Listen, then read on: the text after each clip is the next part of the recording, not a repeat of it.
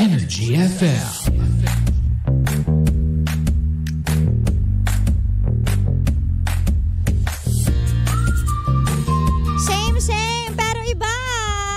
Mo pa rin na nag-iisang chicks ng radyo. Ako yun, si Gandang Kara.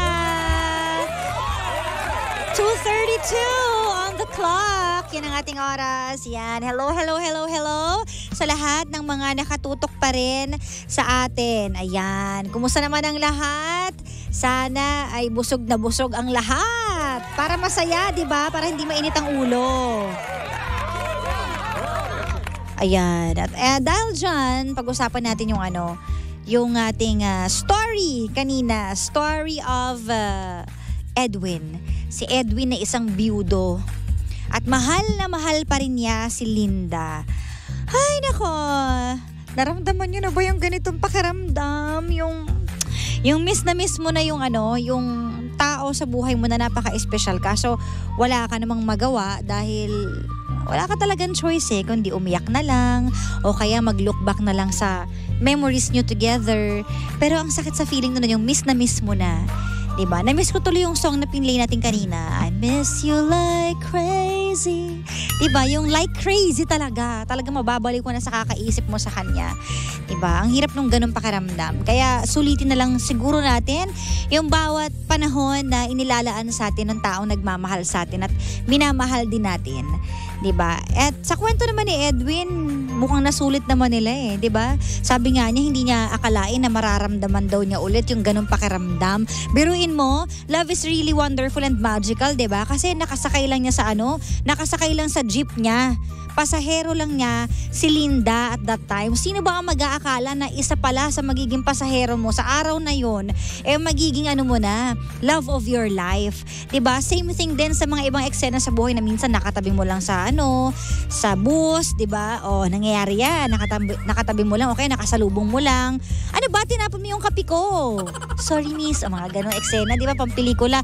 Tapos hindi mo i-expect, siya na pala yung forever ko. Ayan. So talagang magical talaga kung iisipin mo. Ayan. Hi Papa Jackson, ginising na si Papa Jackson. Kaya nga wala ka pa namang meeting Wala nga hindi ko mag-umpisa. Oo, diba? So kumusta naman? Kala mo hindi nag-usap kanina. Ano ba issue? Sir, ang issue, walang issue, malungkot lang siya kasi nawala yung taong minamahal niya. Biyudo siya, may 4 siyang anak, tapos nabiyudo siya ngayon. Pangalawang asawa niya na to si Linda. Yon, si Linda ay sumakay lang sa kanyang jeep, pasahero niya sa jeep. Tapos bigla nagkamabutihan sila, naging sila. Tapos ang ending, hindi lang maganda kasi nagkaroon ng cancer.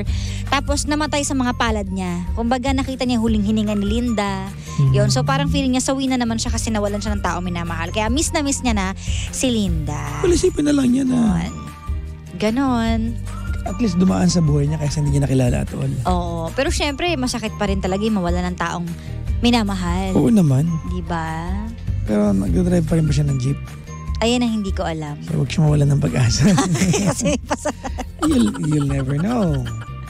Sabi ko nga diba? Love moves in mysterious ways and sometimes parang masyashock ka na lang. Siya pala yung para sa akin. Hindi ka naman in-expect na siya. Parang gano'n. Yung mga gano'n. Nagpunta ka ng event. May nakasabay ka lang. Oo, diba? Siya na pala. Siya na pala. Gano'n. So, minsan magugulat ka na lang din. Diba? Sa mga eksena ng buhay mo na minsan yung dati mong kaaway, siya pala yung magiging love of your life. Diba minsan gano'n? The more you hate, the more you love pala. Pag nawala yung layer of inis, no? May tsura pala to, no? Oo. Hindi pala to lagi antipathic ka, parang gano'n. Oo. Alam mo kasi yung mga the more you hate, the more you love. Yung halimbawa magkaaway kayo sa umpisa, diba? Nagkakaroon kayo ng certain connection na kahit maganda o pangit yon, connection pa rin yun sa bawat isa. So once na nagkaroon ng connection ng dalawang tao, pangit man yun o maganda, pwedeng mag-lead into into something. Naniniwala ka ba doon? Diba? Sometimes it happens. Feeling ko nangyari na.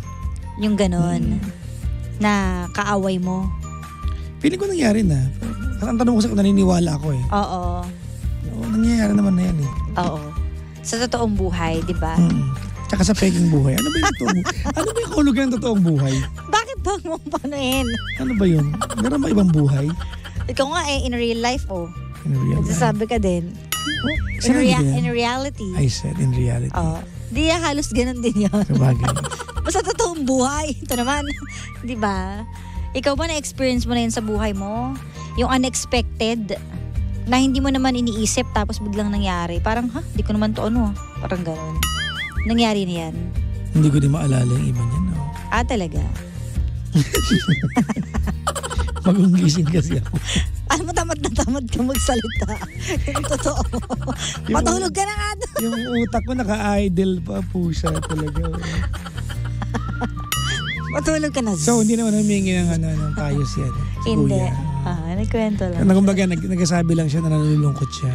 Oo, kasi miss na miss niya na yung taong mahal niya.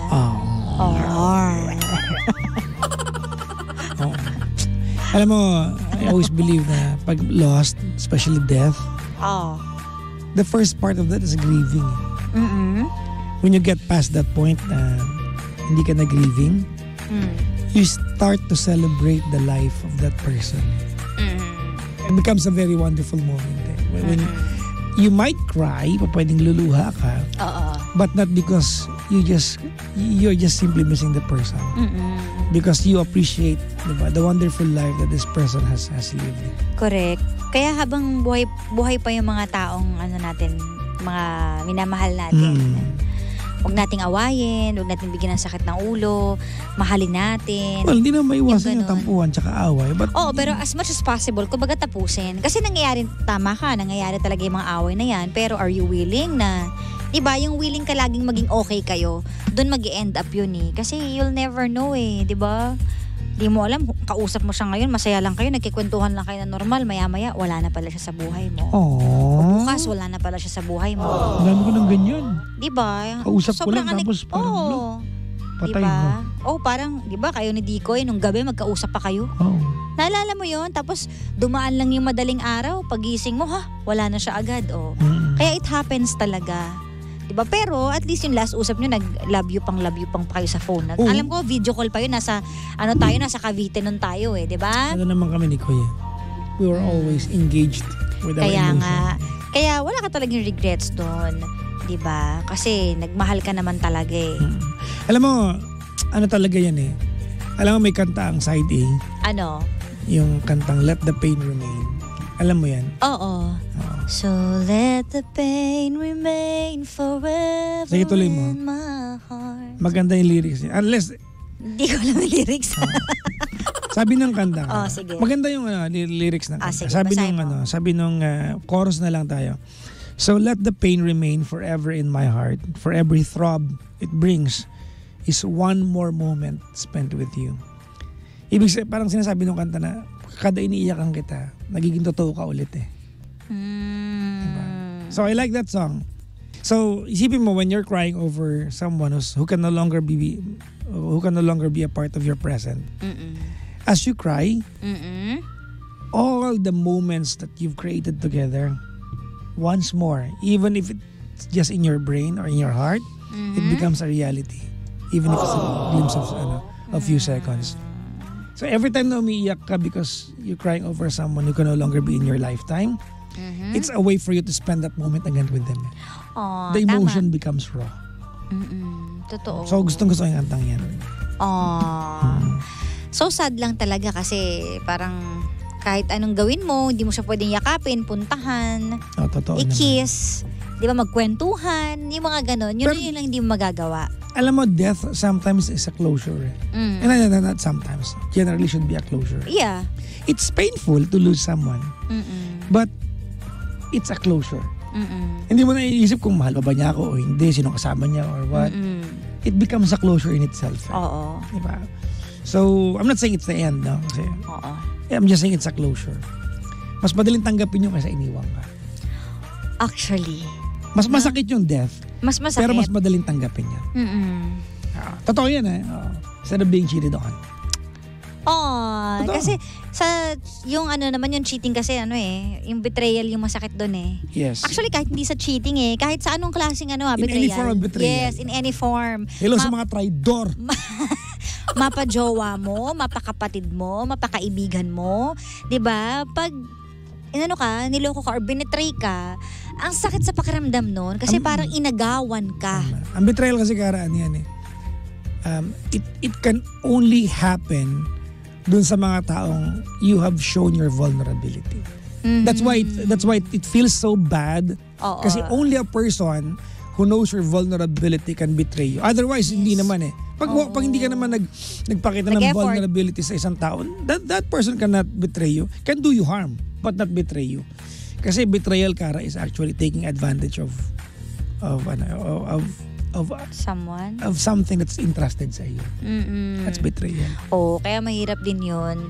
Kaya minsan parang isabi mo nga mas ano pa yung death, di ba? Yeah, Mas, and death is not mas a matatanggap mo pa. And death is not a betrayal. It's a closure. Oo, totoo yan. So sad.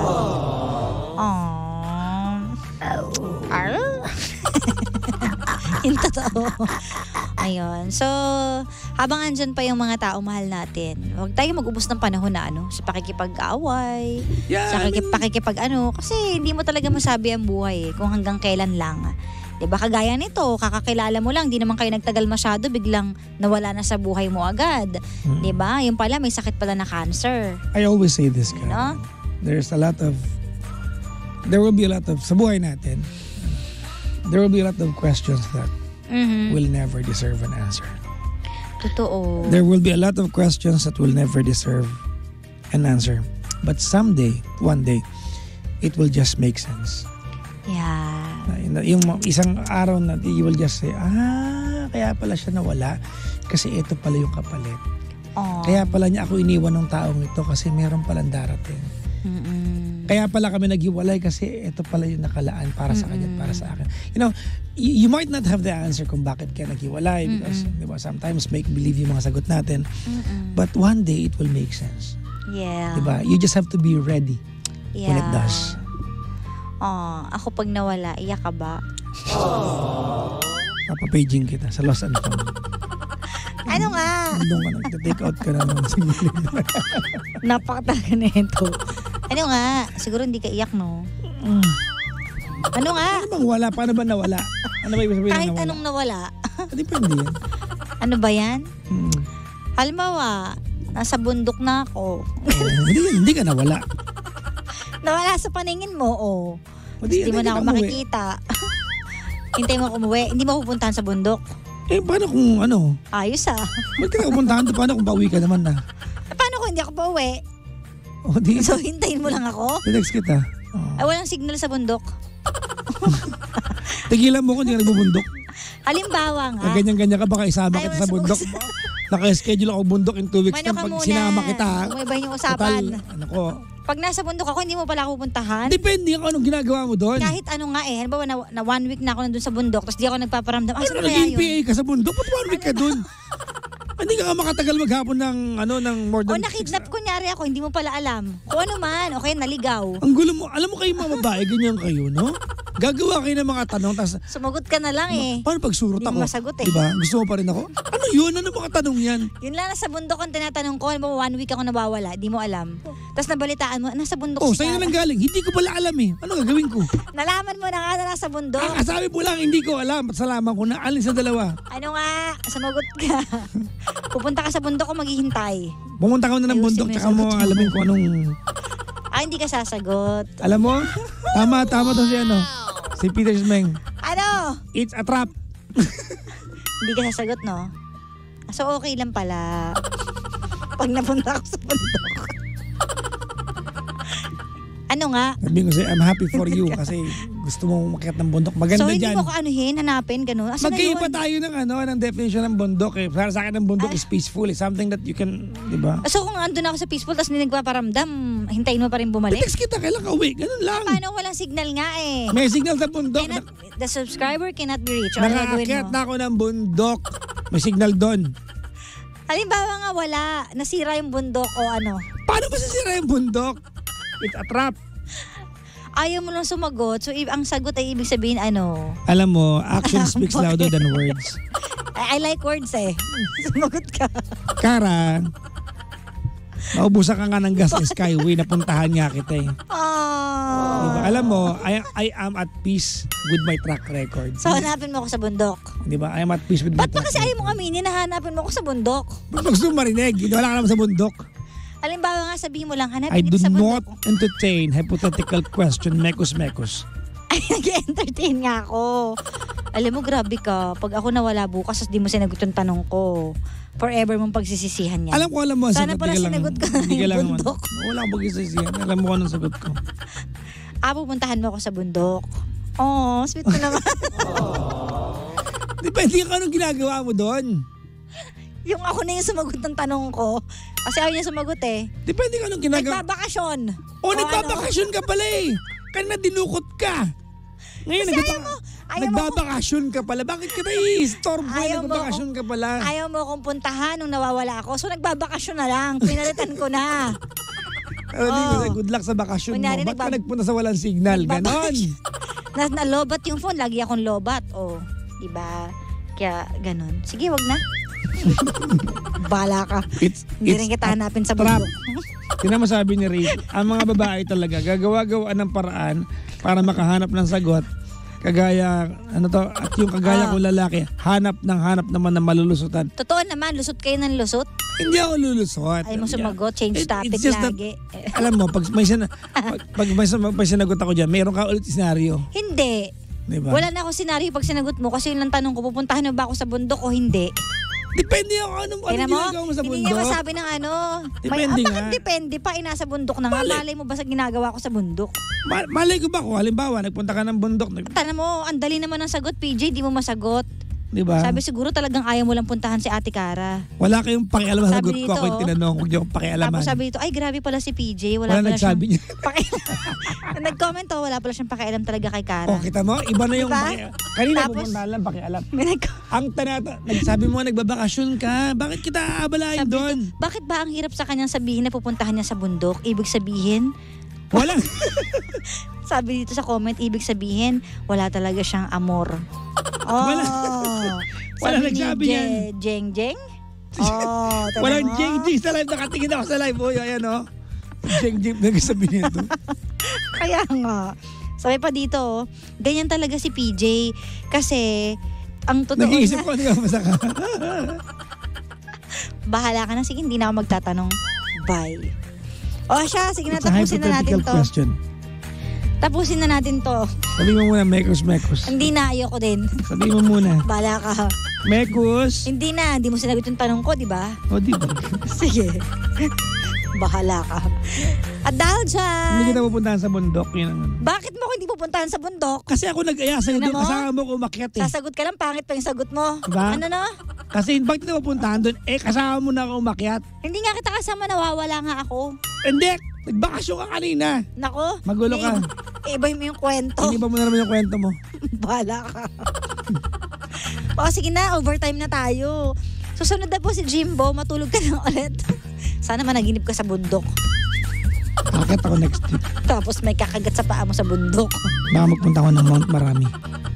Sige, push mo yan. Anyways, ayan. Maraming salamat po mga pangga. Bukas ulit. You can send your stories sa Sincerely Cara fanpage. Hanapin mo lang po yan sa Facebook. At maraming salamat, Papa Jackson. Bye.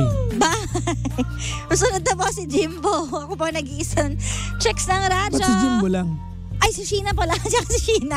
Kasi kahapon absent si Andiyan na siya. Birthday niya kasi kahapon. Oo nga. Happy birthday Yeah. kay Si Sheena at si Jimbo. Maraming salamat po mga pangga. Ako po nag-iisang chicks ng radyo. Wala iba kundi si Cara. Dito lang sa number 1, 06.7 Energy FM. Pangga, huwag mo sabihin radyo. Sabihin mo.